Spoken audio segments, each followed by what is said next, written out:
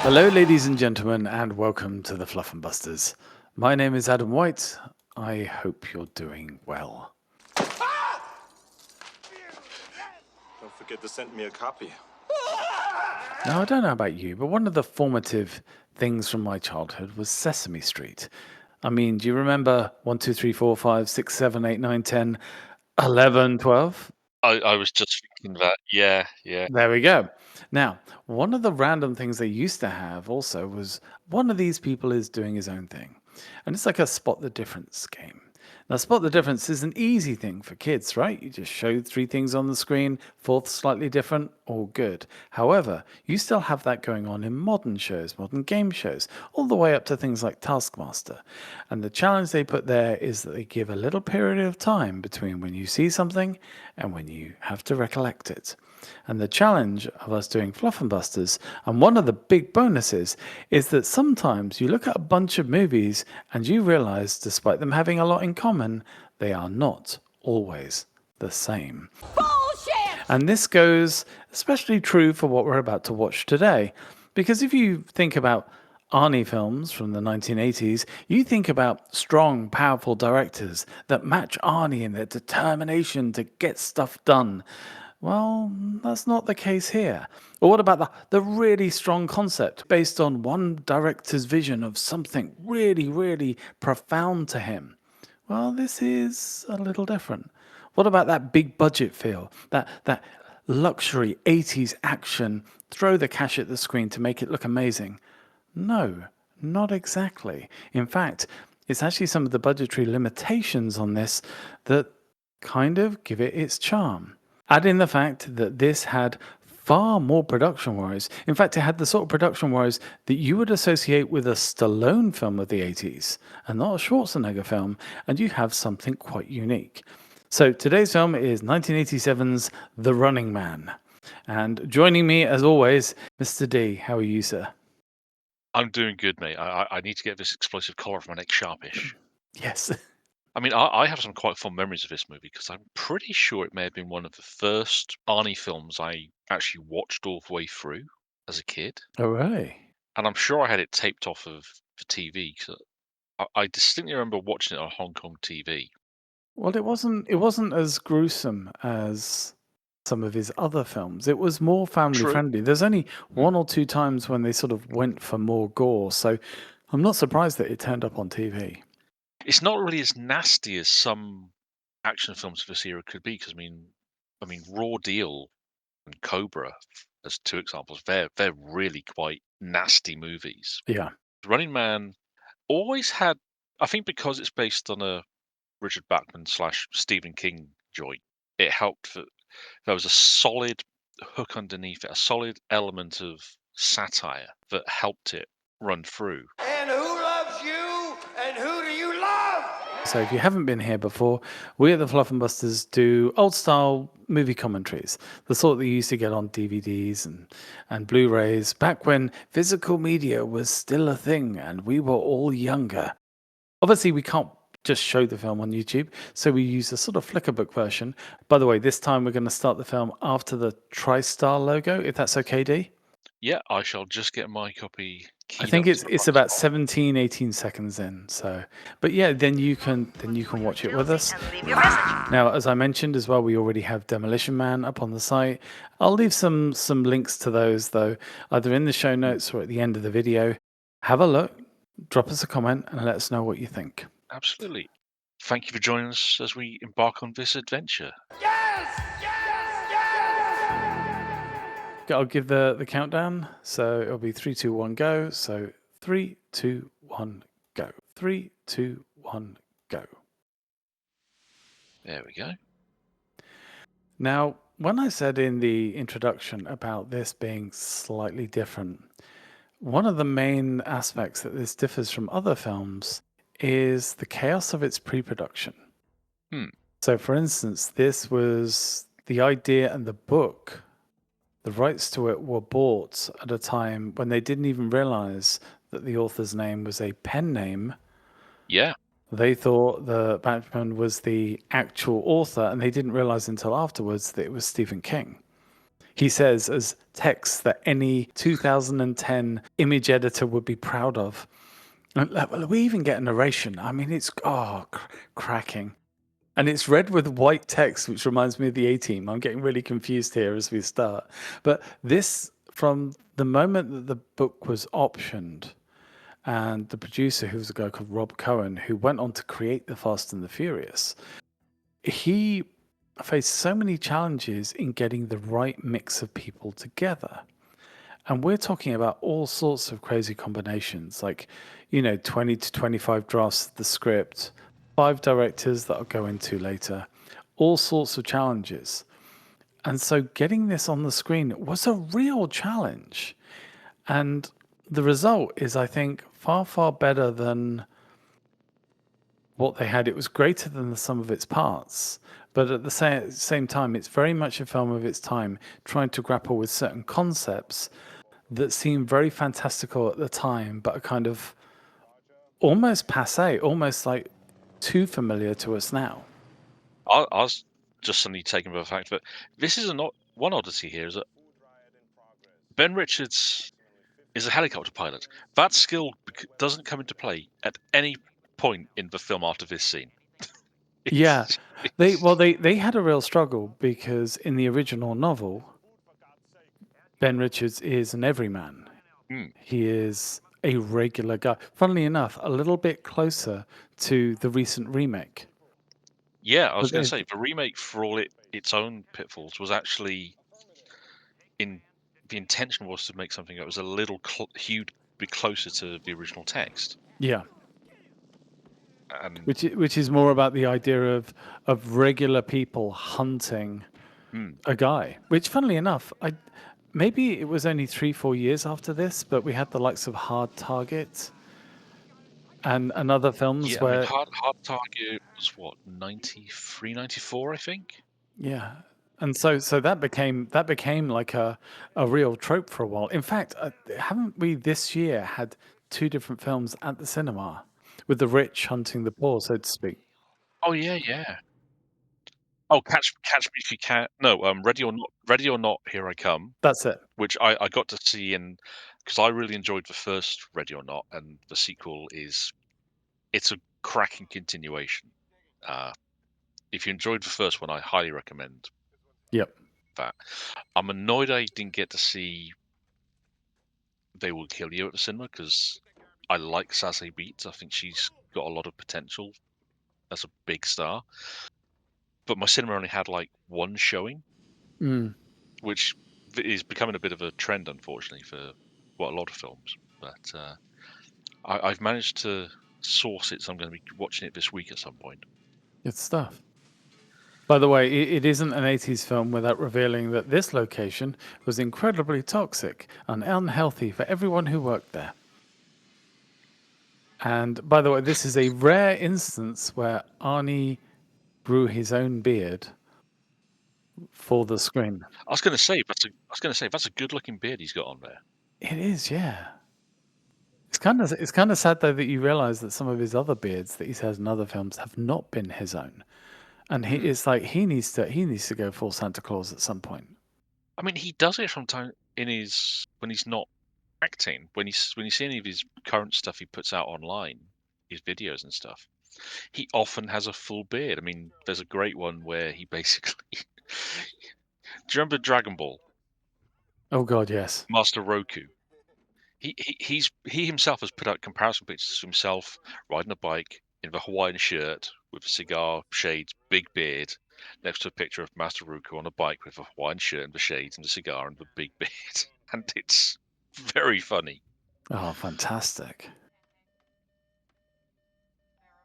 I mean, hopefully he'll grow his beard out for this Conan film he's supposed to be doing coming up, which might be a bit to his career, but If it comes to pass, fantastic. mm, Oh, we just saw them, by the way. Music by Harold Faltermeyer, who, for a lot of 80s movies fans, will be extremely recognizable.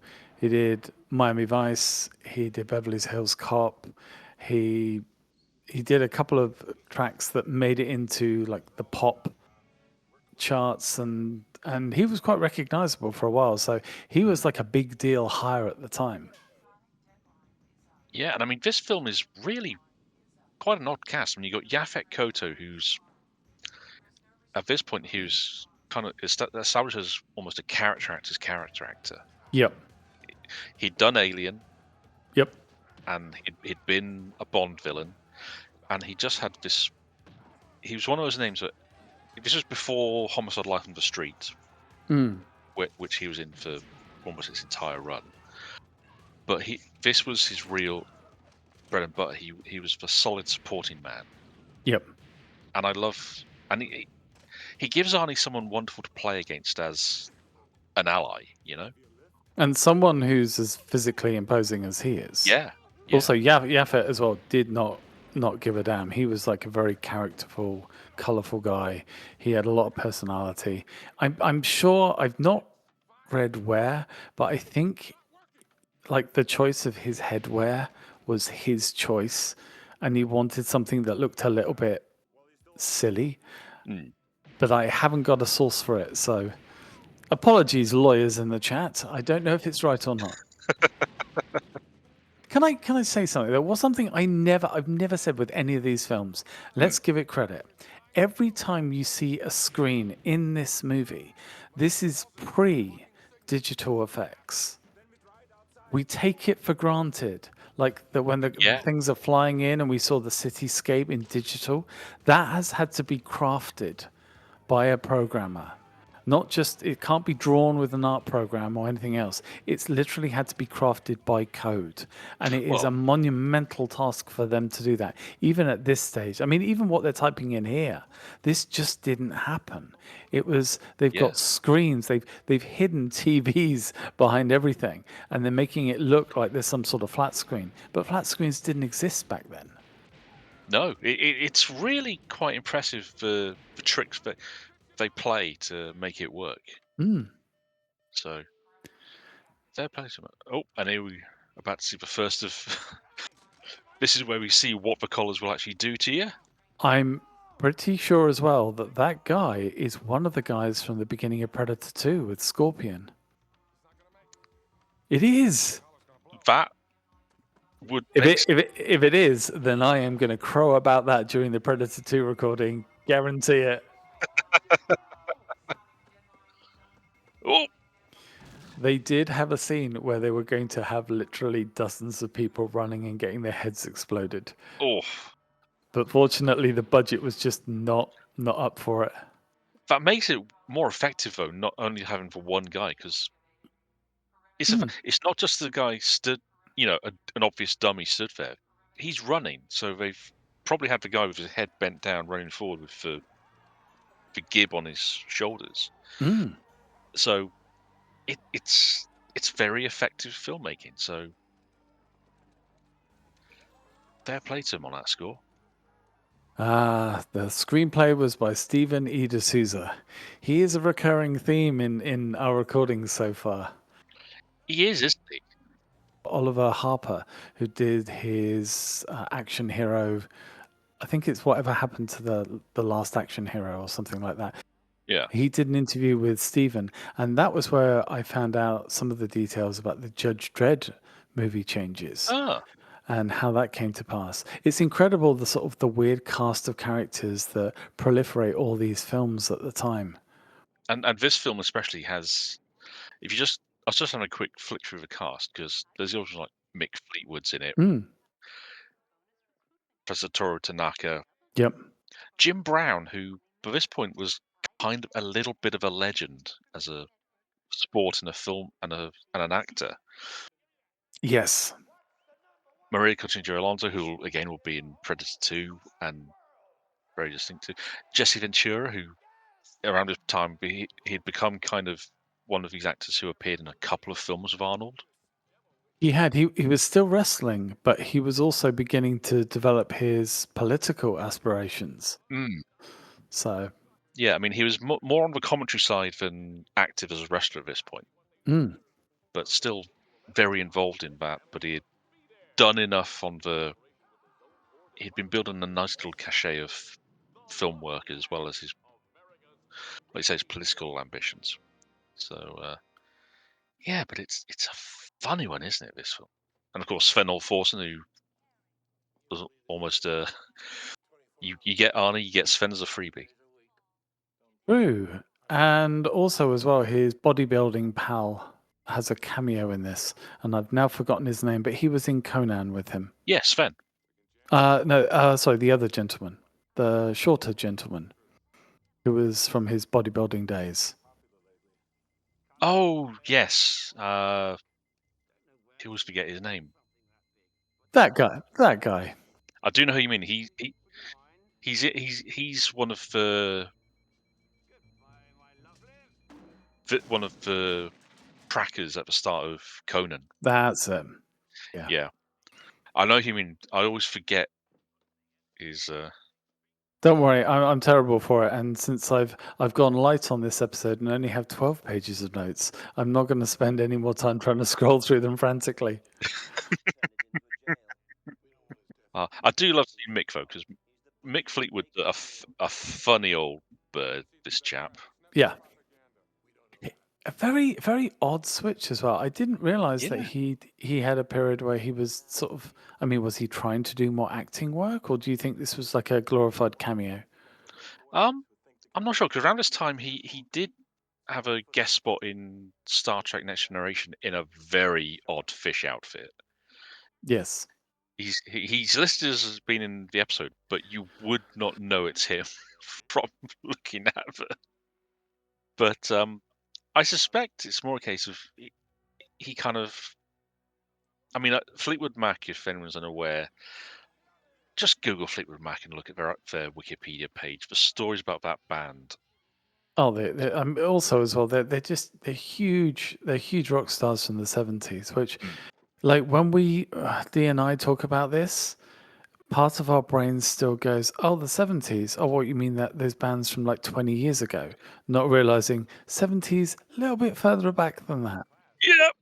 Yeah. So for those not realizing, this is your standard big troubled band with a bit of a confusing history and all sorts of stuff, relationship drama between them that was so bad they based a very successful album just off of all of their shit. So Yeah, yeah. you did kind of feel a bit sorry for Mick, because he was just the drummer whose name was on the head, the letterhead of the band.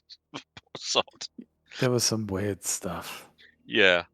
So you imagine he may have just wanted to have a bit of a break and thought, I know, I'll try this acting gig. Can't be any harder. So the journey of this film, I'll go through one thing I want to get out of the way because we can do it nice and early before we start talking about the media and some of the themes here. So there were 5 directors for this film. Yeah, when he mentioned that to me, I had no idea. Right. So the first was George P. Comatos, who had done Rambo 2. He was brought Okay. on board because he'd handled Stallone well, and there was this idea that he would obviously handle Arnie well. George kind of, like, I knew him most as the director who ceded a lot of control to Kurt Russell on Tombstone because Oh of his yeah. own issues. But he Yeah. has, a decent career. He wanted to make this a lot more ideological, to make the bad guys a lot nastier and more militant and more fascistic. So Okay. very much a Paul Verhoeven, because he had a very similar background to Paul Verhoeven. Then Yeah. you had Karl Schenke, who was a German director, who was. It was clear that the film he wanted was just too big and too over the top, and it just wasn't going to work. Then you had a British director called Ferdinand Fairfax, who disappeared without a trace, didn't tell the producers where he was, and then came back with his own very, very over the top treatment that was very defined on his personal tastes and nothing else. And then finally, they got a guy called Andy Davis, who he'd done Under Siege. I mean, he was very good with personalities. He'd handled some big actors very, very well, but unfortunately, the guy couldn't decide on anything, and some of the issues, although he bonded very well with Arnie, it meant that after about a week shooting, they were about a week behind. And there was huge financial issues with this film. So they realized they just couldn't make it work. So they ended up a week into filming, or 10 days, replacing the director. And they did it with someone the producers knew, who was Paul Michael Glazer, also Hmm. known as the original Starsky from Starsky and Hutch. I was going to say, I recognize that name. Isn't he more? Yeah. So Yeah. he never did a massive amount of films. In fact, the last film he did was a one where uh, Uh, Shaq played a genie, and it bombed so bad. Shazam or Shazam or something. Kazam. That's it. It bombed so badly, and it was just like, yeah, we're not getting any more of that. He did a lot of he did a lot of TV directing because I've got him down as Mm. 21 credits, Yes, and his TV stuff was in the 2000s, but he had a lot of stuff I didn't recognize. But he did do a bit of stuff for he did an episode of Criminal Minds, was his last directing credit, by the looks of things. but he also did a lot of Miami Vice, and this is where he crossed over with the producers, and they wanted this to be very TV centric because of the time. Their Yeah, way of making this a bit of a multimedia thing, and literally what we're seeing on the screen is including TV as part of the film.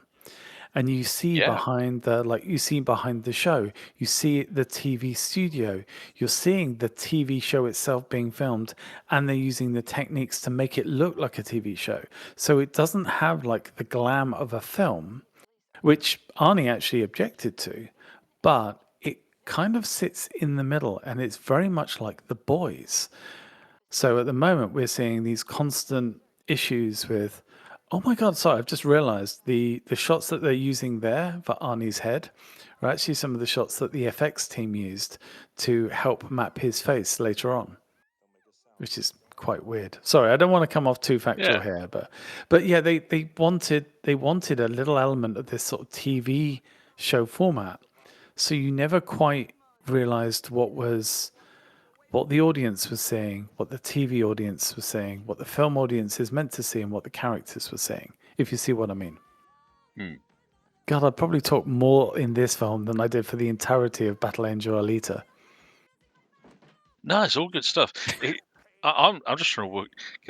How did she miss? Did Amber miss Richard's Towering stalking around above her. her apartment for so long? Because I'm wondering if, I mean, this was a time as well where action heroines, or rather women in action films, weren't quite as independent, let's just say, in terms of portrayal as they were now. I love Jesse just hamming it up in the background. It's brilliant. oh yeah, he's having a whale of a time. You can tell, I just or I hope he is. realized Because I he just looks, realized one of the criminals they list there is a baby. yeah, it's full of little stuff that makes you go, wait, what? It it it, it does reward repeat viewings just to pick up on all the real daft oddities that they fit in to just get across how messed up this world actually is. Mm. And it is. And Richard Dawson, fair play to him, he makes him such a great asshole of a character. Well, I'd never seen his original stuff on TV. So for those who don't know, because we talked about, for instance, we talked about Total Recall and RoboCop and the idea of using familiar faces, people that you trust as Yeah. bad guys. And Killian, the character of Killian is obviously a really nasty piece of work. Dawson, he'd been on various game shows where he'd played the host as somebody that just had a bit of an edge to him. And that was more than a lot of game shows had at the time. And even like the producers and writers were talking about the fact that at the time, the Japanese kind of survival game shows were just starting to build prominence. The idea that torturing members of the public Yeah. for rewards. Something which, if you think about it, every "I'm a celebrity, get me out of here," every game show, every talent show with the Simon Cowells of the world, this was about to become a big thing, and the producers and directors of this knew that, and so they played into it. And Dawson, again, he embraced it fully, very much like Ronnie did on Total Recall and RoboCop. They went for it. Unfortunately, he was so good that apparently he suffered the same sort of Alan Rickman fate as other great villains. He had some of his stuff cut back because he was that good that he was almost taking over the movie. And Arnie wasn't, he was still like building his star. Yeah. He was definitely on the up. You can actually tell how big a star Arnie was by how big he was in real life, because he kind of got a little bit smaller as he had to do more and more Hollywood work. Mm. But I do like the fact that yeah, I mean, he's still sort of finding his feet and getting his act around these little phrases and these little moments, and he is working on that charisma, and he does have a lot of it. But Richard Dawson is just a natural. Oh, absolutely. I mean, the fact that he had that game show background and that he just he got the assignment completely Mm. and just ran with it. And I can completely understand why they had to cut his stuff down, because it's easy to imagine him just stealing the show completely, because he is so good at it.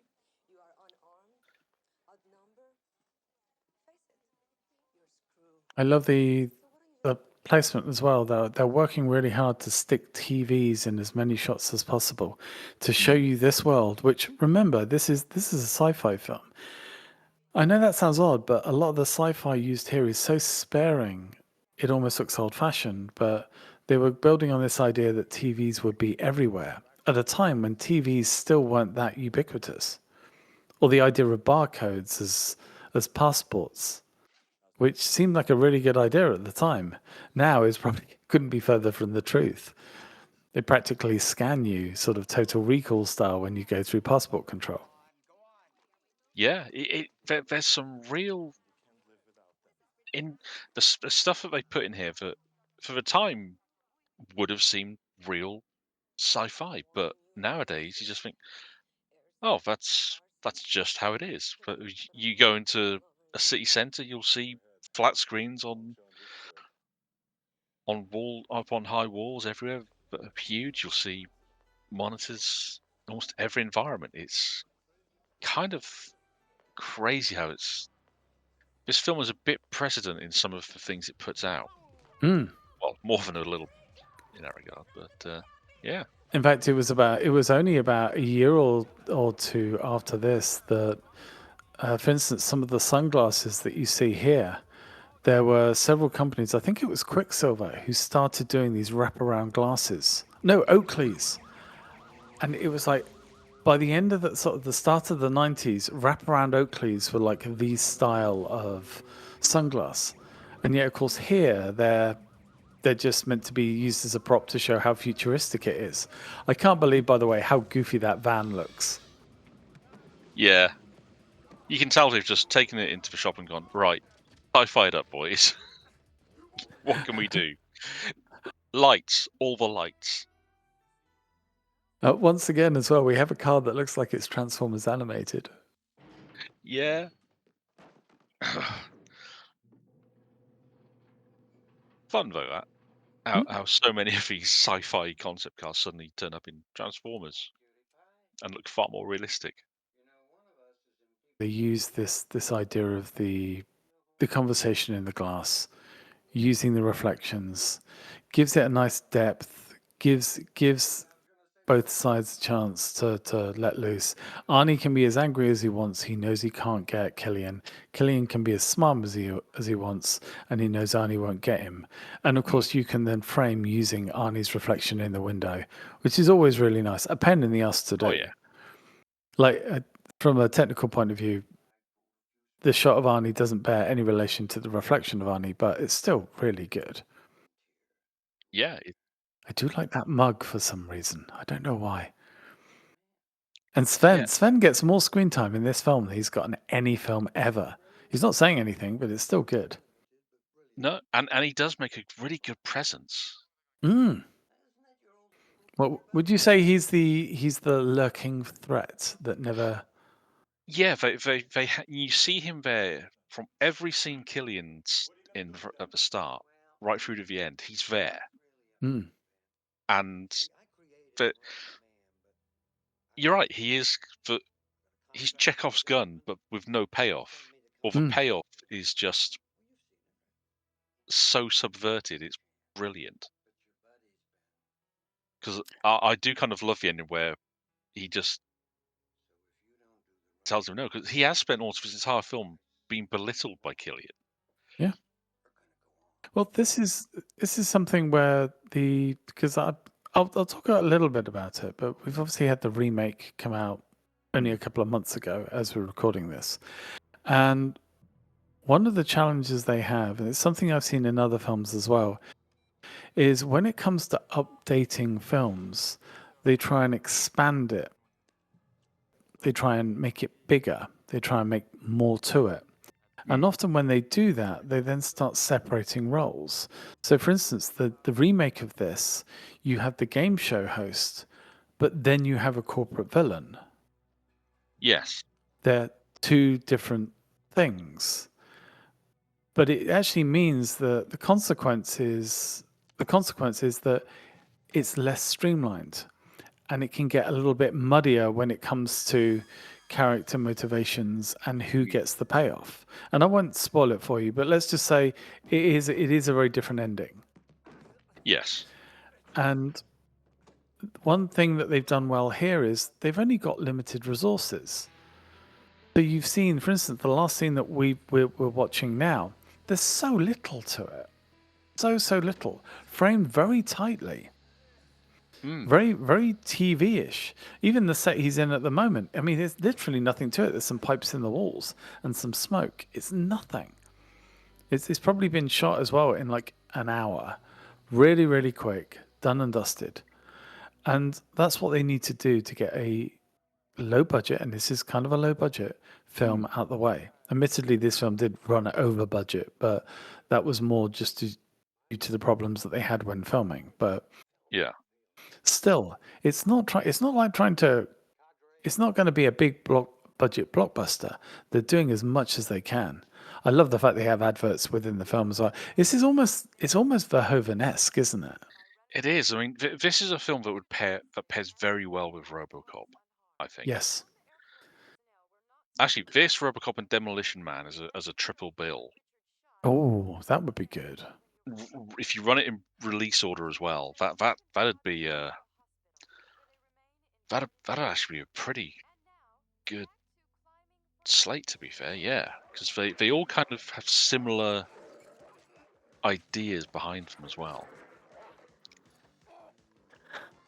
Man, Climbing, brilliant.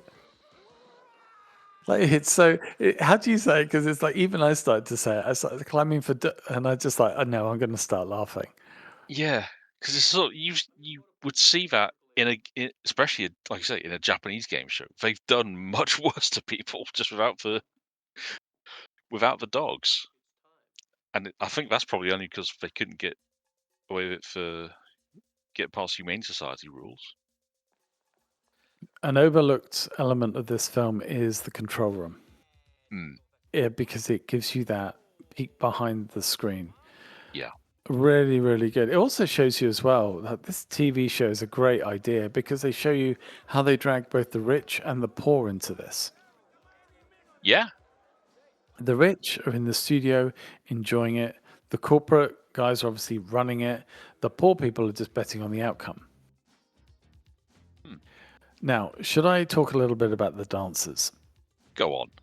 Okay, so the dancers were choreographed by Paula Abdul, who was a huge, huge music star. I'd say a few years after this. Yeah. Well, actually, I don't know the timing, but I know she was a huge star. But I think she was a choreographer first. Yeah, I think she kind of became known as an musically, certainly in the 90s was when I think I remember hearing about it. But I'm pretty sure, like you say, she was known in more behind the scenes roles before that. So before that.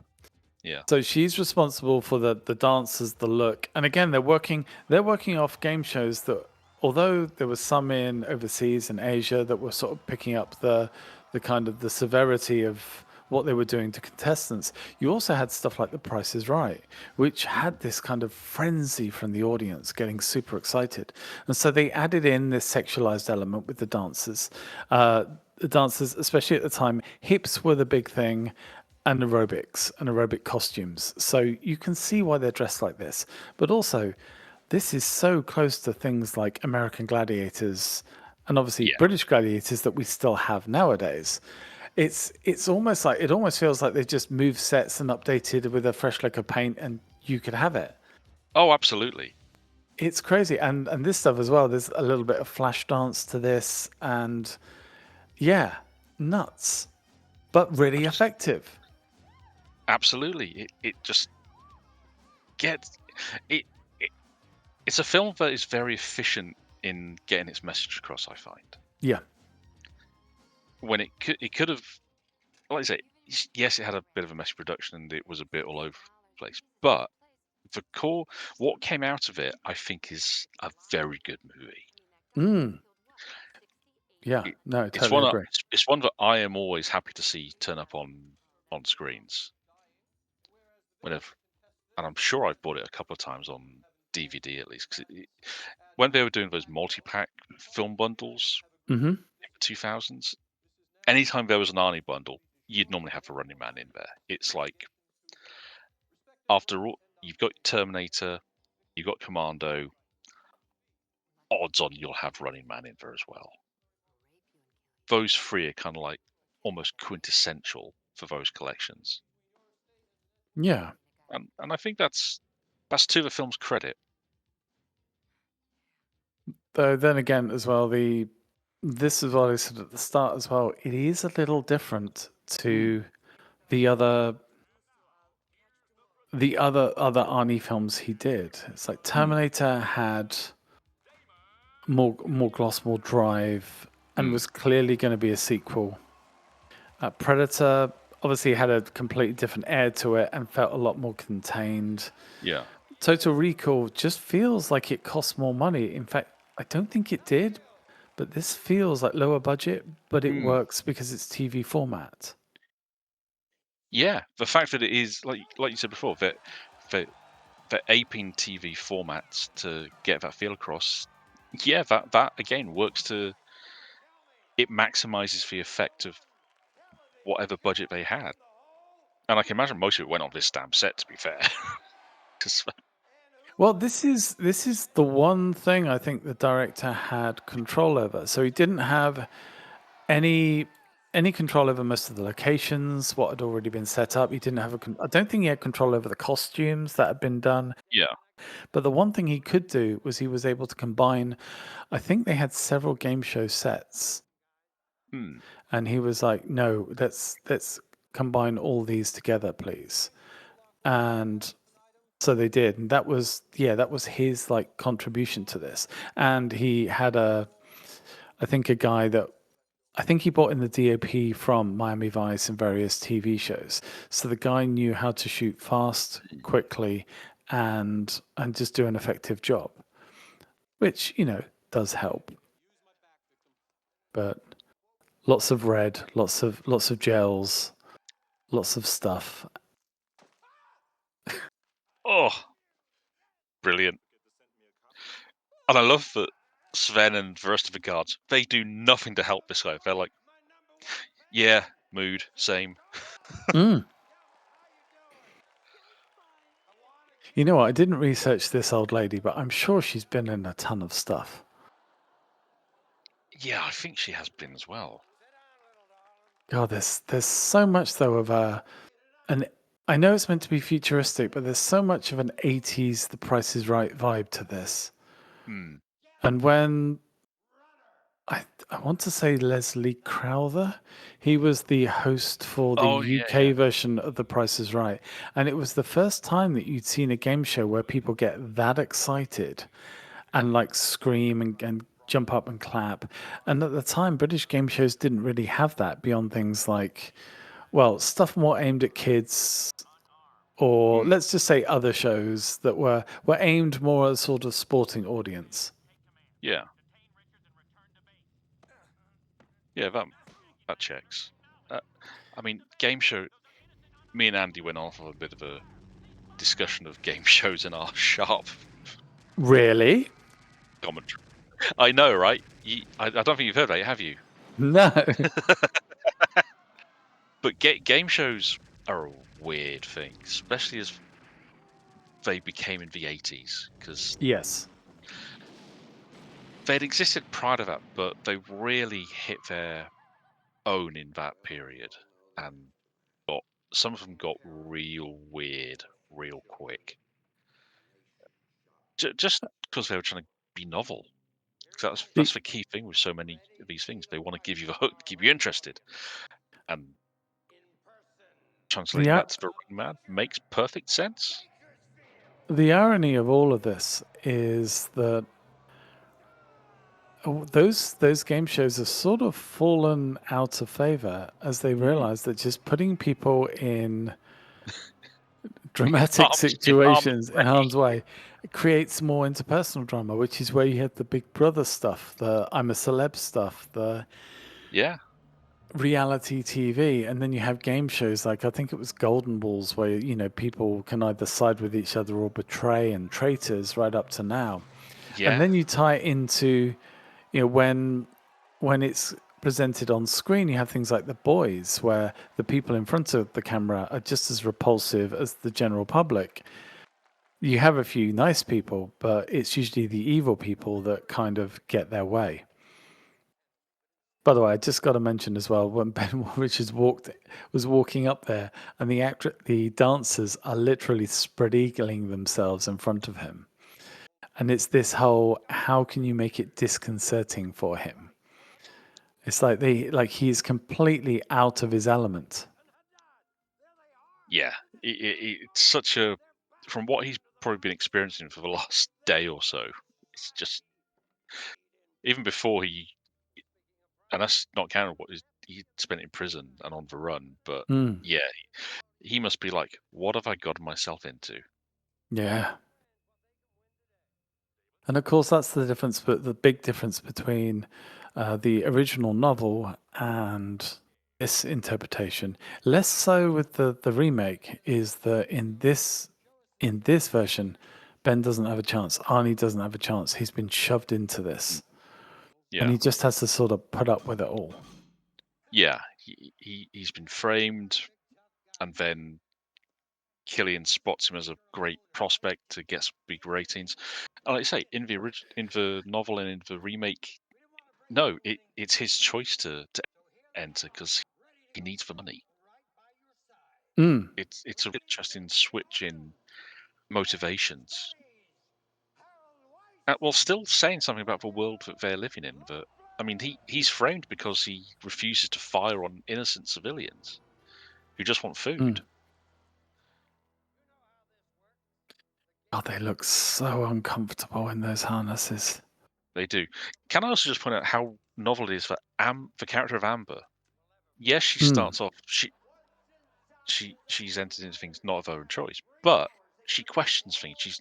She's never portrayed as yeah, being, from the start. She's portrayed as being a smart person, yeah.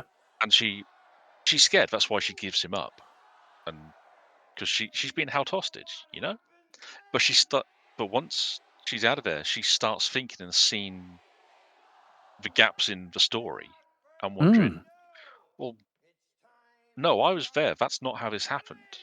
So what could he have been onto something? So she goes digging, and yeah, she's got quite a lot of agency in this. I feel, because mm. she's active in trying to find the evidence that exonerates him. See, I love I love the comeback, only in reruns. Yeah, I'm wondering, was this the first callback to that? I can't. I don't because surely a bit of time has passed. I mean, a lot of time has passed since the first Terminator. So surely there would have been at least one other film that mentioned it. Uh, I don't. It, that's actually a good point. Just Terminator was what 85 or 84. 84, 85. So that'd be 2 to 3 years difference. I'm trying to think if he did actually use that in any other movies between that and this one. I'm not entirely sure he did. Bear with me, caller. I will seamlessly try and figure that out whilst you. Or certainly not in a scene that was as memorable. And I think in Yeah. this one it's so memorable because Killian is actually the only person who kind of snarks back at him, Yeah. you know?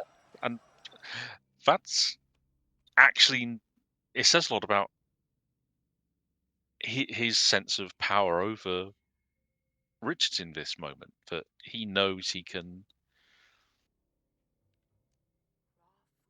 doesn't have to He worry about him. he can He's do talking what to he a dead man. wants. Yeah. Yeah. Ooh, okay. So in between the Terminator coming out at cinemas and this coming out at cinemas, you had Red Sonja, Commando, Raw Deal, and Predator. He So I'm didn't say it in Predator. He maybe might Raw have Deal. possibly Raw Deal.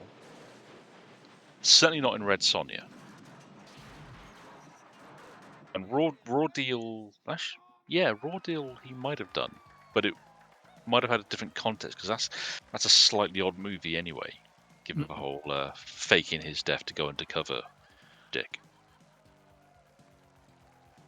But yeah, it's actually interesting that what we think of as his catchphrase, I'll be back, and it didn't really take off as quickly as you might think. That's real interesting to consider that. I love as we go from the people that have nothing that are betting on all of this, and obviously our heroes who are disempowered.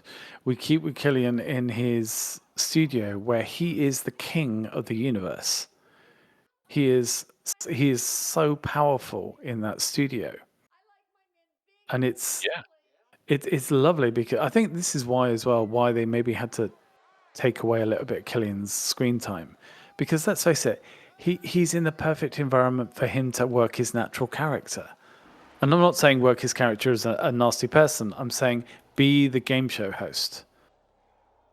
And let's face yeah, it, he needed to do that anyway because he had an audience in front of him. absolutely. And Ah, to get, it's easy enough to say we need you to do this, but you want the real reaction. And if they've got viewers to just say, "There's an audience, we're not going to direct them. We just want you to get them going. Do what you do. Here's your beat. Here's your points. Do what you can with it." I can kind of see that being a good reason why they did that. now, shall I introduce Sub-Zero by his full normal name? Go on. Professor Toru Tanaka. Yeah.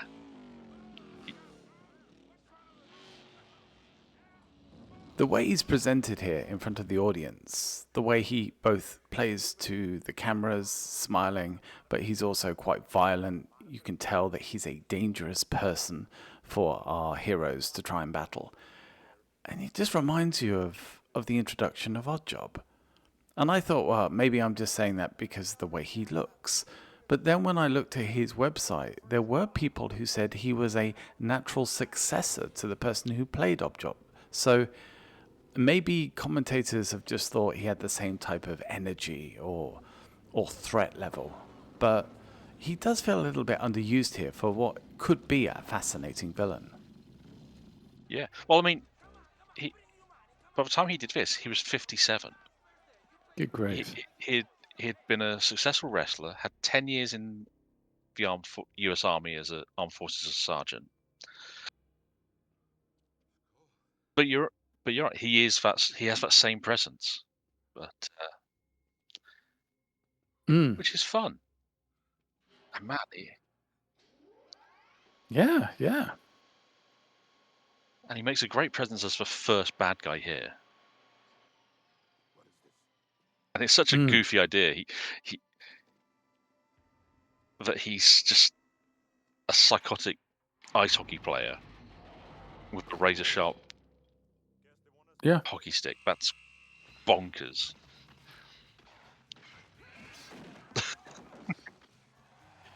You know what? Whilst this is going on as well, I just wanted to say a Hmm. little bit about the backstage stuff, because this is something that we see a lot of now, but with wrestling shows. You know, half the action in a wrestling, an episode of Raw or an episode of WWE, whatever wrestling franchises that are currently going at the moment, I don't know, but that a lot of the action is behind the scenes in the locker room, Yeah. and so when you look at that, and then things like Jesse Ventura's performance, a lot of his stuff is he's the guy behind the scenes. And while you Hmm. have Sven, who's that lingering presence by Killian, you have Jesse, who's the lingering presence in the locker room. The weird thing is that already they're threading through this thing that he's not being given enough respect. He's not being given what he deserves. He's in this world of gladiators. He's actually an honorable gladiator. And they're already playing with that expectation, which is really nice. Yeah. He's one. You do get a suspicion that a lot of the actual hunters in this, they kind of believe the shtick. Yes. That even Buzzsaw and Dynamo. Right, Dynamo is probably a bit more. Dynamo is a special one Yeah. because he is far more dangerous in Hmm. real life, but we'll get to that later. Yeah. But all of these, you get the impression that they're actually, they've got an advantage. But what a great face from the Prophet. That's brilliant. Uh, When I was younger, I totally believed that somehow his fingers had been cut off as well, and I don't know why. it does look a little like that, doesn't it? I think because for hockey gloves, they're kind of a little. They make the fingers look so chunky and abbreviated. That'll do it. But look at this is where I thought The Boys was such a big thing, Hmm. because almost without missing a beat, they they play the sympathy card. It's corporate apology time. It's always Mm. screwed up when they don't mean it. It's a sports star that screws people over and then tries to put on fake tears. And Oh Killian yeah. just he owns the moment. Like Mm. at right now, he's like, yeah, this is a good thing. This is a good thing. We've just made our bad guys even worse, so we can Yeah. play off of it. But yeah, Absolutely. it's uh, It, it's very effective in how it does that, mm, and you can see when he realizes, oh, they've killed my guy. This could be a bit risky, but also, oh, we're onto something here. everyone is going to watch us. Everyone Mm. is going to be looking at us now. Everyone is interested in. Oh, they've had someone die. The stakes are higher. Yeah, I love the but fact that he goes, "Oh, yeah, but it is a contact sport. It's not a sport. You're hunting no, people yeah, for." And look, they're riled up now because they still believe as well that they're in the right. yeah, absolutely. But they think that, like you say, they're in the right. That this is a fair. That these guys got a fair chance. They really don't. I mean, it's only because really Richard in this film because Richards is Arnie. And one thing I did like about the remake is that they do get across what Powell's Richards is. They establish that he's got a bit more grit to him than anyone really expects. Mm. He doesn't look as imposing, but he can. He's got. He can take the hits, and if needs be, he can. Man, I always thought Buzzsaw was on the verge of having a stroke. Man, Yeah. he always looked just. Yeah, there's a saying in pro wrestling. Someone's gassed. Yeah, that dude's gassed just by walking up the stairs. In his defense as well, this wasn't a wrestler and it wasn't even a bodybuilder. It was a strongest man competitor. Yeah, Strongman. yeah, So so that's why he was built the way he was. And in fact, because of that, yeah. he couldn't do some of the stunts because he wasn't flexible enough for it. Ah, Meanwhile, you had this guy who was an opera singer, and when they found out he was an opera singer, they just went, "Okay, sing." So this is him. This is him actually doing his stuff. kind of cool that he actually is doing the singing. Yeah. That's The only tragedy is because of the post production on this film. Again, there were problems with the shoot. He'd actually passed away by the time this film came out, oh really? which is a shame because he plays a thoroughly evil character Mm, with with a twist that I forgot was in the movie until I saw it literally the other day in prep for this. But yeah, it's it's a real shame.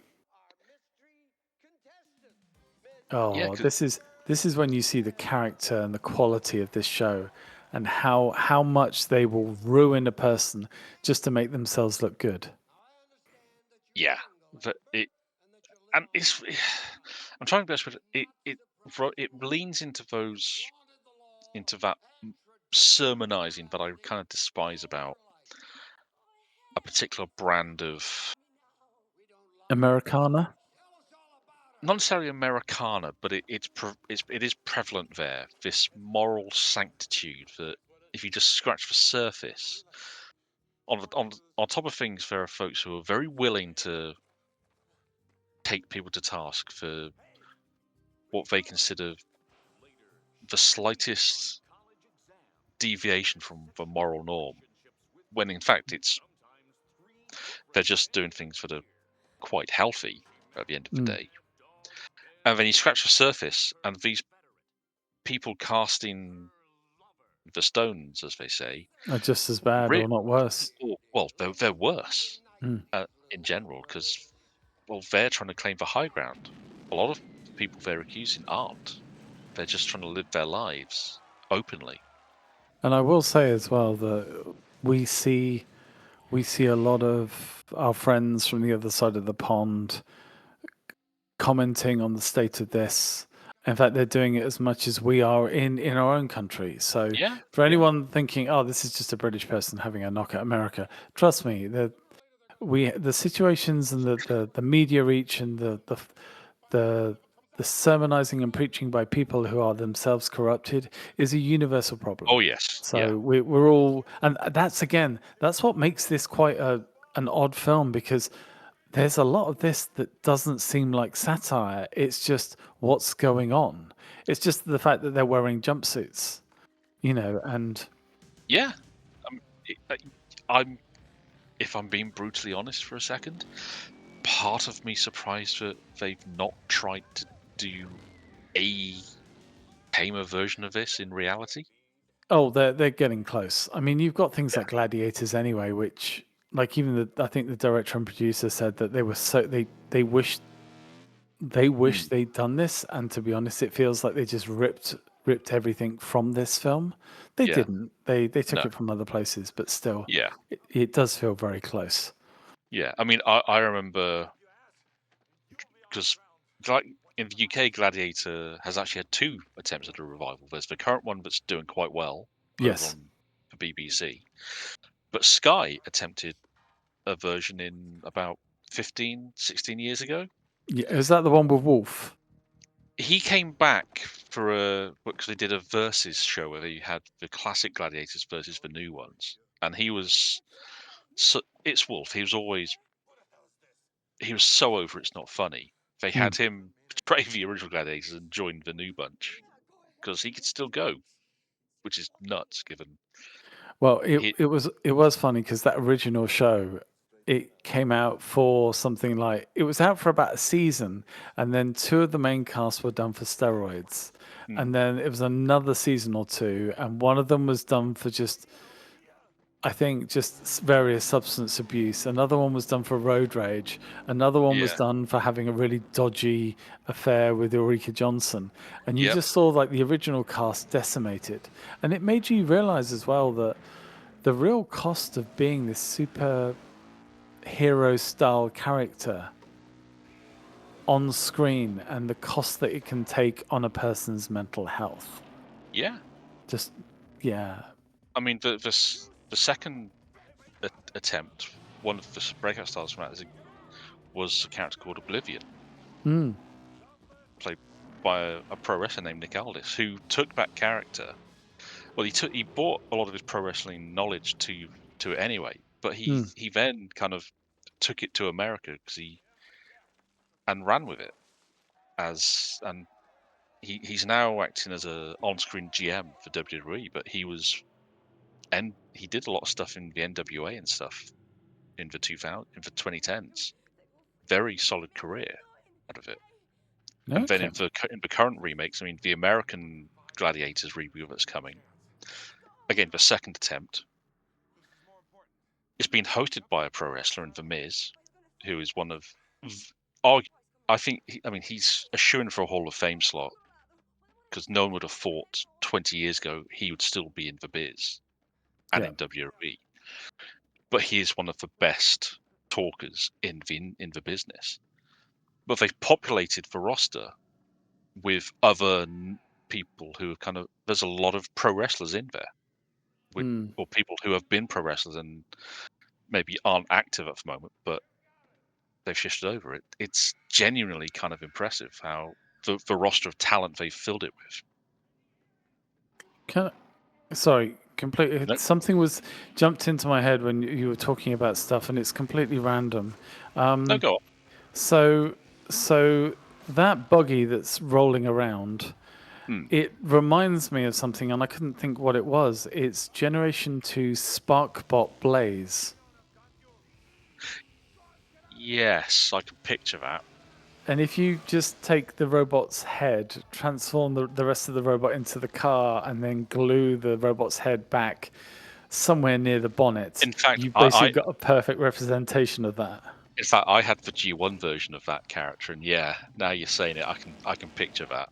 Stick the head on the top of the cab, and yeah, that is. Oh, Fizzle. Yeah.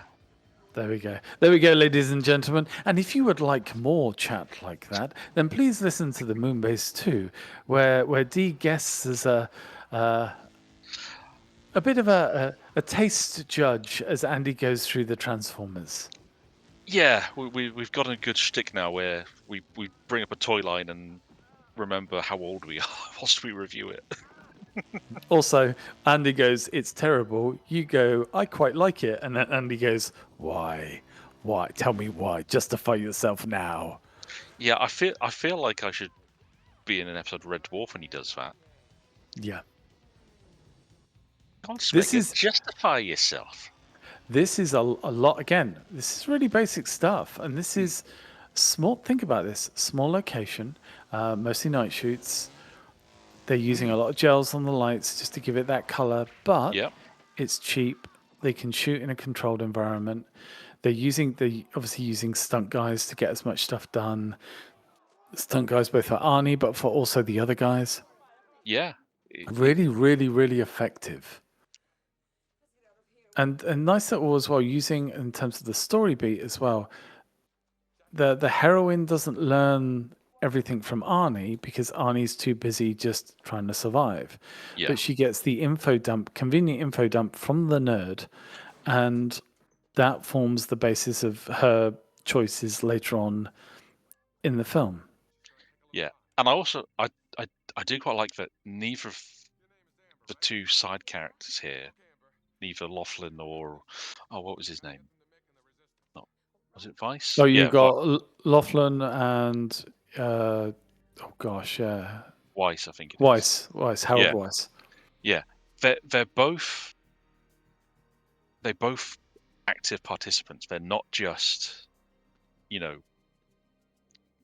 to be bodied. They do meet ends, but they meet those ends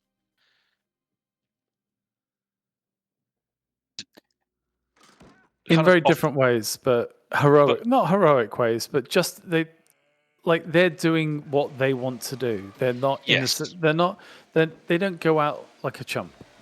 no. Laughlin, he goes after saving Richards, Mm. which is quite a heroic thing he does. And Vice, he gets the information, he gives it to Amber. He makes sure there's someone else who knows. Because he knows he could see it, but he wants to make sure there's someone else.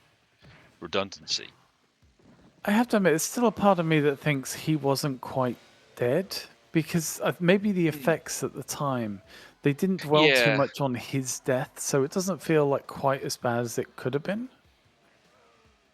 I don't know. yeah. I get that.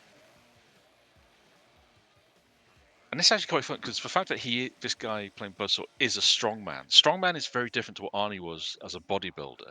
Hmm. Because bodybuilder is all about getting the physique to look a certain way. Yeah. And there are a lot of bodybuilders who they're actually not that mobile. Yeah. There are some who struggle just to move. Oh, this one will bring tears to the eyes.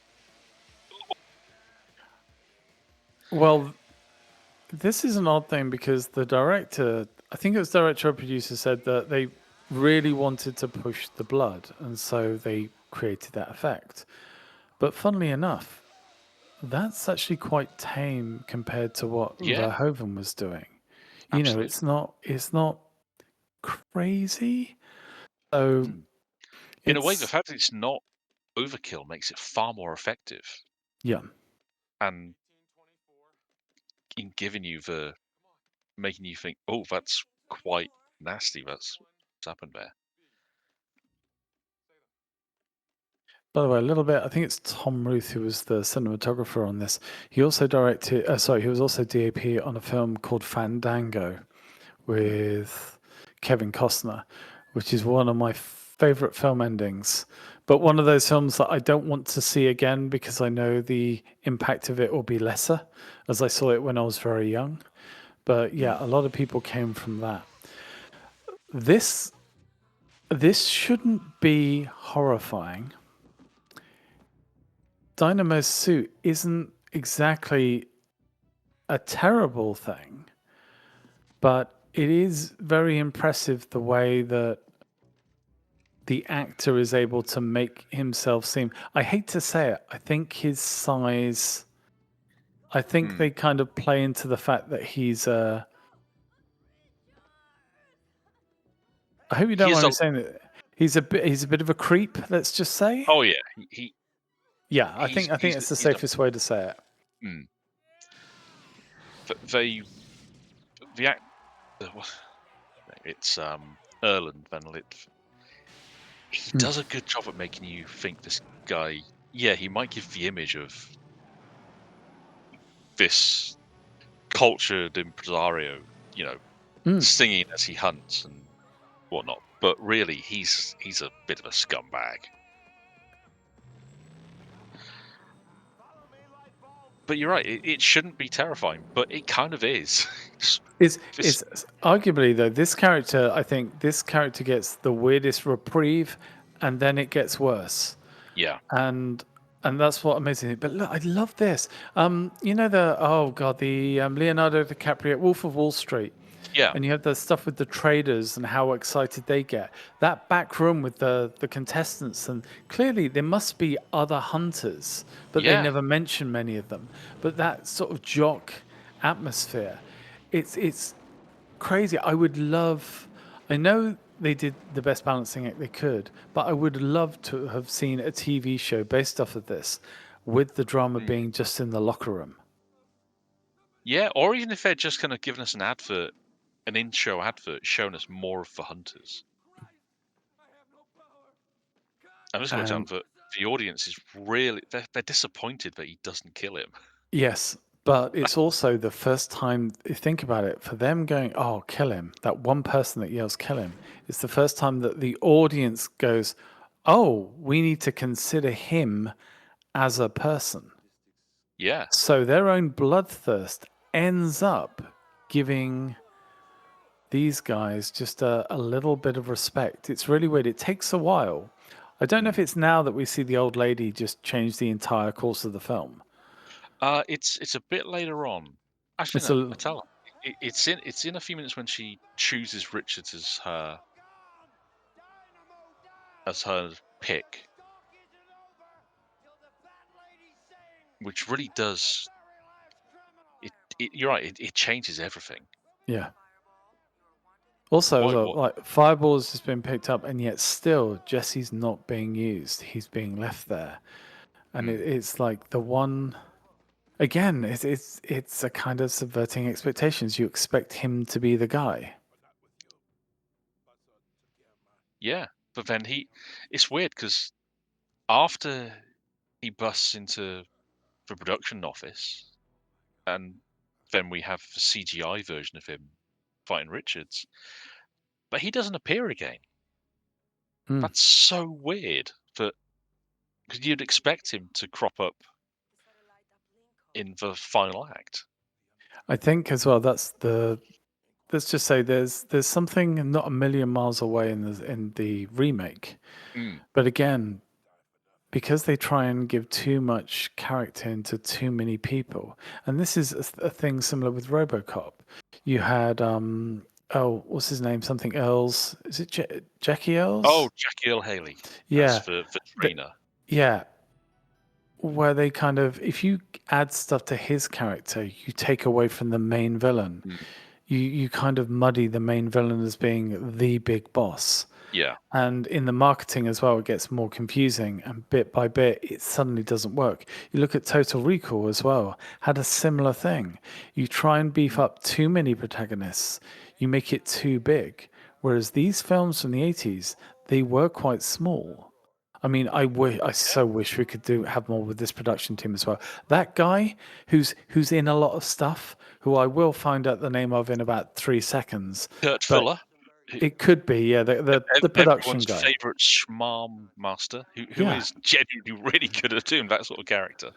But it's like you kind of like I wish he'd been the final thing. Like as Arnie and Maria walk off, I wish it had cut to him in the control booth and he just goes and cut to credits in 3, 2, 1, and then the film ends. Or something like that. Oh, that that But that could that could have been a nice touch. because the But I funny thing is that that almost echoes like Total Recall with the "Is this a dream?" yeah. This then kind of becomes well, the film's over, but it's technically still a TV show. Mm, But yeah, th- it's great, isn't it? yeah. There's some real interesting possibilities Oh, speaking of possibilities, who mm, was originally cast to be the Running Man? for this. Yeah, Uh, I don't know actually. Christopher Reeve. Really? Yeah. Ooh. And I believe Patrick Swayze was also connected at one point, but Reeves was sort of at the time when this was going to be far closer to the book. It was Mm. going to be an everyman character.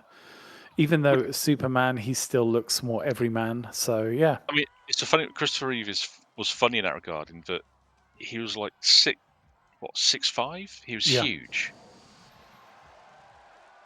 And even as his the way he played Clark and Superman, he just there's a famous scene of him in the suit, and he just straightens, takes his glasses off, and it's instantly Superman.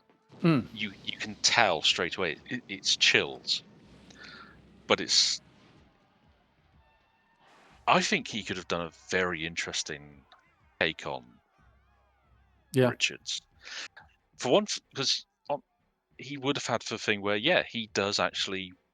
He would have been taller than most of the people he was facing, slimmer potentially, but also he'd have probably presented a much more intellectual threat as well, because that was kind of what Reeves did. He was very good at that sort of role. Mm. Swayze as well could have been a lot of fun as the Running Man, which ironically Richards would have hewed a bit more close to the sort of character he did tend to play anyway. These lean, sort of heroes who hid a keen intellect or Mm. that people underestimated, and could then also just dish out an ass kicking as needed. Yeah. But and here we go where Edith says, "I want Ben Richards," and I love it because Killian he's lost control there. Yeah. It's wonderful that this is the point where he realizes, I may have underestimated things. Well, he knows he has a backup. He knows he can still spin the situation. He doesn't realize that there's a greater movement going on, but you can tell that his brain from now on, he's worrying, trying to keep up. Yeah, this is where he goes into reactive mode, and it doesn't really work for him, shall we say? Not in the long term. Mm. So a little bit about Maria, because Mm. Maria has been a successful musical artist for as long as she's been in acting. She's also somebody as well who has continued to act. She's still in stuff out this year.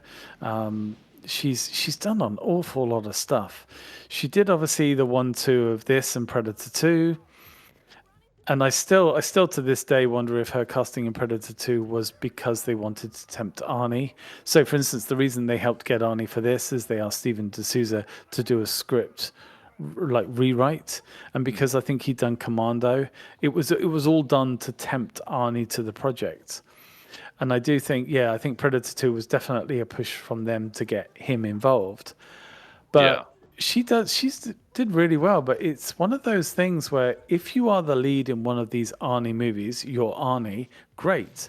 If you're not the lead and you're not the main bad guy, you kind of get forgotten in the crowd. A bit, And yeah. considering that, I mean, I know this wasn't the biggest hit, and it wasn't.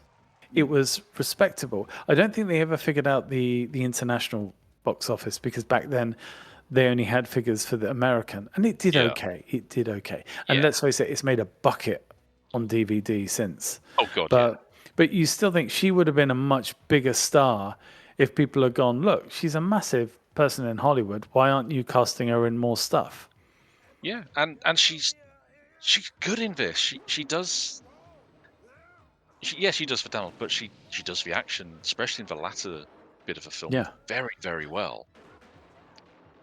And she holds her own against Arnold. That's not an easy thing to do No. by any stretch of the imagination.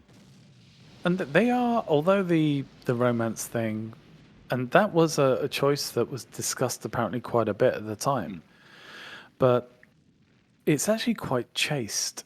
Yeah. It's not too crazy, and I don't, I think she comes across as like a very likable character. Maybe she just decided she didn't want the hassle of these big budget projects, because let's face it, they are a lot of hassle. There's Yeah. long shoots, and they're often, unless you're the main hero, they're not always that pleasant to deal with. Understandable, Mm. to be fair. This would be the one element where maybe you could say this veers into almost horror. Yeah, finding the previous winners, and it's a hell of a moment, because you realize, oh wait, these guys didn't make it out. Fireball really is the final boss for this. What makes it worse is that they must have filmed the sequences with them, because I don't think they'd go to the expense of replacing them just for a few things. So they maybe shot those sequences that you see earlier on in the film where they're celebrating with the models, then told them to just and maybe they all won together because it is a bit odd that they're all in the same locker room. Yeah. I mean, it'd be quite funny if they all ended up in the same one on individual runs. It could be, yeah, that maybe they just let them all go into the same place together and then burn them. There Yeah. is by the way, there is a nice take again in the remake of that whole situation. Mm. It's oddly handled, but it's relatively good. Worth if if you're on the fence about checking out the new Running Man, definitely give it a go. It is a different type of film. Yeah. There's a lot of different sensibilities. It has pacing issues. I think it is Mm. fair to say. I don't think that's me bad mouthing it. And it is a very different beast. But at least Yeah. give it a go. See what you think. I Because mean, it is exceptionally well cast, that film. I'll give it that. It's got a it is great cast. cast. Yeah. I mean, it has Katie O'Brien in, she's an actress I'm always there for because I find her stuff really interesting. Mm. Lee Pace continues his mission to play every villain possible. Yeah. I think it's what Rodrigo Domingo plays the host of The Running Man, and Who has charisma to no, Coleman spare? Domingo. I think. Oh, Yeah, Coleman Domingo. Yeah. he is pure ham in the best way. Does he literally? He literally has a punch code dial on his chest. It's like he's Yeah, an ATM. It is bad. I mean the funny thing, first time I saw this, I just thought that's GI Joe's Super Soldier. Do you remember that? I don't. I It sorry. was I'm it was literally so distracted by him and Sven in a frame together. yeah. Jesse's one of the few guys big enough to make Sven look relatively normal sized, which is great. But a I like suit, the fact they've given him a suit. Sorry, where he can't move one arm. yeah. But the reason I thought GI Joe is because they had a mail away special offer for a character called Super Soldier, who is literally a guy in combats and a vest, and over it he wears an armored, an additional armored vest, has a helmet, a shield, and a SMG, and they're all chrome silver plated, and that's what makes me think Super Soldier anytime I see that. It's a silly thing, but it always sticks in my mind because it was a really daft figure from a line that was very, very silly anyway. This is when the kind of the similarities to the boys get too much Mm. because we've literally had things like this talking about characters in the boys that have died, and they immediately like sexualize it or monetize it, and they've literally got the dancers wearing veils, Yeah. and it's like this is nuts. Oh, so here's a big thing. This was one of the big technical challenges for the film because, of course, they're not replacing. And the idea of replacing people with footage was unheard of at the time. Like, this is not technology they had, okay? They were making this stuff up. Yeah. It's shocking that people do it now. But yeah, they've not replaced it. The only time they're able to replace characters is literally when you see it on the screen and they replace a still image with the still image, and then later on you replace a still image with the still image. It was that much of an ask, and they had to create again by hand that framework. Mm. That wasn't simply lined over. Think about this, Transformers the movie, they'd spent considerable effort doing a framework for when Megatron turns into Galvatron. It's not that different from what you've got here. It's nuts. Yeah. And then you kind of think about what was it? Escape from New York with the wireframe city, which that's not digital. It's not hand drawn. No, they just took a model of New York City and stuck reflective tape all over it. Yeah. And you just think that's shockingly effective way to do that. It's also as well. I think what they did as well with this, they used a lot of rotoscope, but it also reminds me of like the Tron stuff, which was even more basic. Yeah. They just used they basically screwed with the film image and made it look like stuff was glowing. And yeah, they managed to get all this stuff seamlessly, and you're seeing this play out on a TV in the film, which means like the colors of the two people fighting, they're TV colors, TV Yeah. saturation. Then when it cuts back to Arnie actually watching it, there's a little bit more contrast because it's the real world. Yeah. Just simple stuff, but again, very effective. We're watching this with the film's audience, which is It's I hadn't really thought of it in that terms, but yeah, you're right. They have done that, and it's actually very fun. It's something they've gone with because they didn't have to, but as a way of helping sell the conceit of the film, it's quite wonderful, actually. yeah. And I'd forgotten that they do linger quite a bit on Richard's dying face, and Arnie just gurns. By the way, the real winners of the Running Man are the bookies because nobody saw the outcome coming. That nobody bet on it, Yeah. so they've won money no matter what happens. But look at the background. I mean, even CFAX was more advanced than some of the stuff that's going on there, and it's all that green color. Yeah. But this is where as well we get this beautiful boys comparison. I know I keep mentioning it, but it was here when I was watching this. The fact that they put Arnie, I think it's Arnie's stunt double. I know he's turned up in a lot of other stuff, but the fact that they killed an innocent man because he happened to be doing the stunt doubling for Arnie in this scene. And it's like, what a boy's thing to do. And then after all the hassle, after all the stress, after him being an absolute dick to everyone, and he then tells the production staff, yeah, I still love you. Let's go back and do this next week. Yeah. That's the sort of thing that in a lot of industries would get well, you can understand that none of the team really want to save his bacon No. at all. But the reality is that is what a lot of working in the film biz is like, especially on the sort of the more studio control side of things. I mean, the closest I ever got to it was operating a lighting desk in a studio. But this, honestly, I've heard this speech from Killian, the whole, it was shit, but we earned some money. Let's come back next week. I've heard it so many times. Sorry, I love what next? I don't know. Yeah.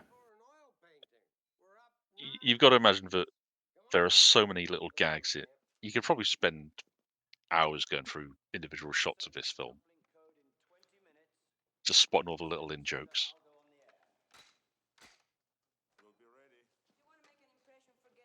And I do love that Amber's in on this. She's all in now.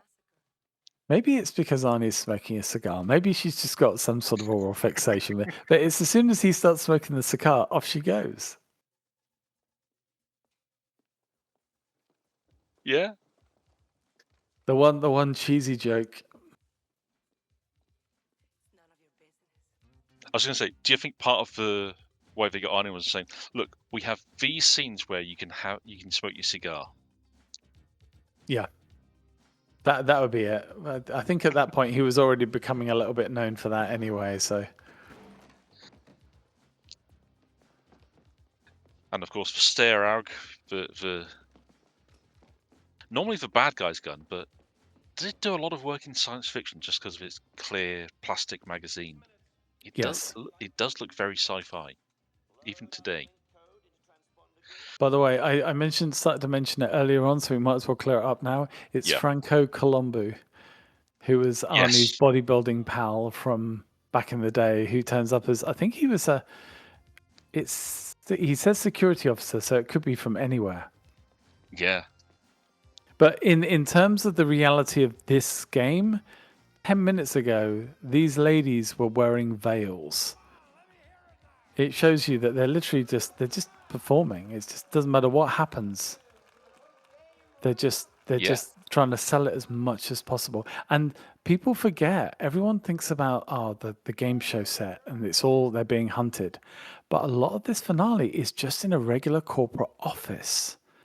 And so suddenly everything feels really normal because this Mm, isn't the future. This is just an office with a bit of neon. It's yeah, crazy.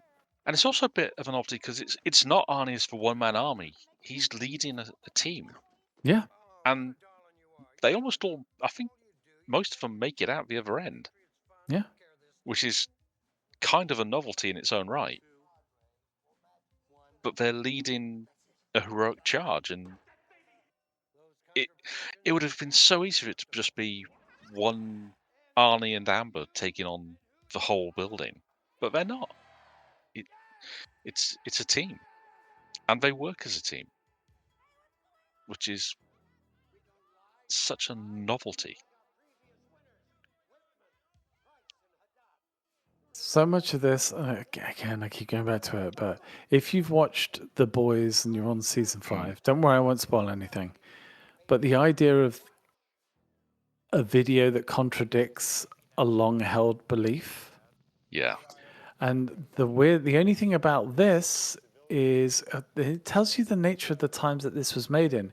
If this was remade shot for shot, line for line today, the reveal of this video would simply be dismissed as the woke are trying to lie to you.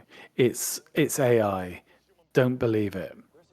yeah, But this was made in a more innocent time when they still thought that if the truth was broadcast, everyone would instantly believe it.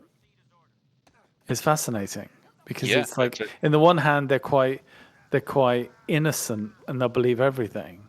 But at the same time they then get really, really annoyed about the lies when they've been buying into it, if you see what I mean. It's like Yeah, this is the audience that were paying for people to die. So don't get annoyed when you find out that other people in your corporate structure also killed people in order to make that entertainment. Sorry, yeah. that was a long talk by me, No, D. it You better keep going. it's a good one though, because yeah, none of these people are really innocent in any way. Mm, They're all kind of they're they're guilty by participation.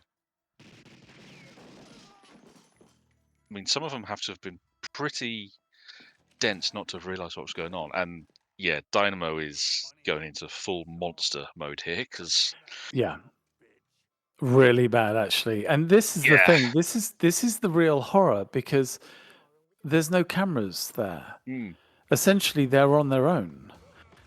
And yeah, this is what he is. He's a monster. that's the worry is that I mean, what a way to well, I mean, it's not a way to die. There's obviously a lot of worse things that come to mind here, especially with that shot. It just Yeah. worries me. Oh, But yes. It's not ambiguous at all as to what he was attempting to do there. but it is a horrible way to go. Horrible way to go, but deserved. Yeah. The fact that security guards happily you see it as well, they mow down innocent people.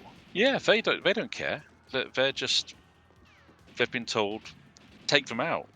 They But don't give a rat's ass who's in the way. but at that point, both classes, the upper class, the rich, and the poor, the ones struggling, for once, they're all seeing the same thing.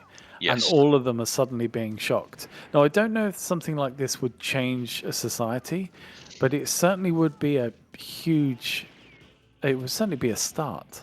it would. It's a toughie because part of the reason this within the universe of a film is so effective is because this is the form of entertainment. Running Man is the show. Everyone's tuned in Yeah. everywhere. It's on all the big screens in the parks, in the boroughs. It's in all the parties. It's everywhere. Mm. I don't think we have anything like that today. We Mm, haven't done for a no. very long time. Not since Netflix kind of opened up like so many different channels. Mm. So anyway, here we get Sven's moment.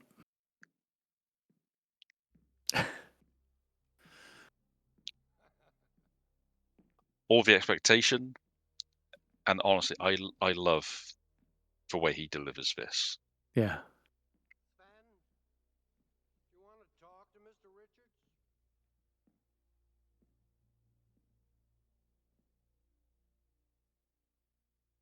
Well, Just It's the ex- smile. it's extremely rare that both of us will just stop talking for more than 5 seconds for Mm. anything on this channel. The fact we both stopped just so we could hear Sven's line says a lot. I might even try and see if I can get away with tweaking the audio and just adding it in. If I can get away with it with maybe not a copyright strike. but hey, will you just let me explain? You'd hope we could get away with just a line. I know But it's a sticky wicket sometimes, mm, but it's so well done. Just because it's earned, because you've seen this guy eat shit from Killian for the whole movie. yeah, You've had the expectation that he'll be the one who is Arnie's the main meat he has to go through, and he just says, "Nah, man, I'm good. He's all yours." We're number one, Ben. That's all that counts. Believe me, I've been in the business. it's fascinating as well that Killian has also he's also revealed everything to his audience. His audience now have seen every side of him. They've also seen Yeah. behind the curtain. So even if Arnie was shot dead here and now, he'd never recover. Oh God, no. It's The- too. The wizard's been revealed, yeah, and there's no going back. That's just. It's one of. Well, I'm trying to think how to describe it. I do. I do like, by the way, the tape on the face. Oh To yeah, to put it yeah, because everyone looks stupid when they've got it on them. But is so. What's the basis behind this? Is it because it's just too fast, or it wasn't meant to be run at this speed? Why does he crash? I think it's because they're missing one of the safety nets. Yeah, because there's supposed to be a safety net there to Ah, lift yourself, yeah, okay. and he just goes, and that's not there this time, so he just goes straight through the wall. Not sure why he explodes though. Oh, it's because it's Cadre Cola. That hits the spot, yeah. It's a lovely callback as well. It is. Though why the bookies suddenly chuck money up in the air? I'd be like, no, keep hold of it, mate. You're gonna need more of it. You're not gonna have a show for people to bet on. Mm. And is it weird in the year 2026 looking back and seeing people throwing wads of notes around? Yeah. And nowadays it's like, yeah, that ain't gonna happen. Yeah, that's true actually. They wouldn't do that, would they? They'd maybe just like jump into PayPal, see their phone wasn't connecting, wait 5 minutes, get frustrated, and then just walk away and go, oh, I'll do it later when I finish scrolling. You know, I hadn't really noticed before that Amber's wearing basically leopard print yoga bottoms. Is she? I think so. Oh It, God, she is, isn't she? yeah. I just it's an odd thing to realize, but you know, I've only been watching this film on and off for 30 odd years from time to time, and I've never noticed that. Oh well. This is genuinely quite chaste Yeah, for Arnie, which it's actually kind of weird that we're not sex scenes were not an uncommon thing in the 80s for this sort of movie. They were kind of a bit of a trope. oh, just wait until we get on to Terminator. I have a very interesting story about the love scene in that film. But yeah, I know what Yeah, you I mean. mean, I mean that film's love scene is actually kind of interesting from the level of the film itself, Yeah. because there's layers to that one. It's actually it's one of the ones that's actually genuinely interesting, unlike other ones which are a bit more. Did that have to be there? Really? Whereas with this, it's like they needed the end of Killian, they needed a quick Yeah. kiss, and that's all they needed. And then straight on to the very 80s song, which Mm. I have to admit I don't know anything about. Unlike Transformers, I can't tell you all the songs here. Yeah, but in fairness, Transformers has a banging soundtrack Oh, that's been that's true. dissected to rip to pieces So, which is fair dues. But yeah, this has been a fun one. I said I've watched Running Man so many times over the years, and I think it was the first Arnie film I actually did watch all the way through Mm, as a kid. Mainly because none of the other ones were really, yeah, you couldn't as a kid, yeah, not really. And it still holds up. It, like you say, the boys thing, it does have that same problem that it's become way too prescient in what it's getting across. yeah, But the execution is, for all the production problems you've described, it's really well executed. yeah. Really well executed. Cool. Well, on that note, I think we'll leave you all. Thank you, Dee, for watching this with me. No worries. I'm glad you picked this one because yeah, this has been fun, and you've given me some bits of info I generally wasn't aware of for this Yeah, one. couldn't say fairer than that. I've done my job. Hey folks, if you enjoyed the show, please subscribe to our YouTube channel. We chat about new movies every fortnight. And if you're interested in hearing more from us, and if you like a bit of fantasy, 40k, or tabletop gaming, the links to our parent channel, the Fluff and Hammer podcast, are in the show notes.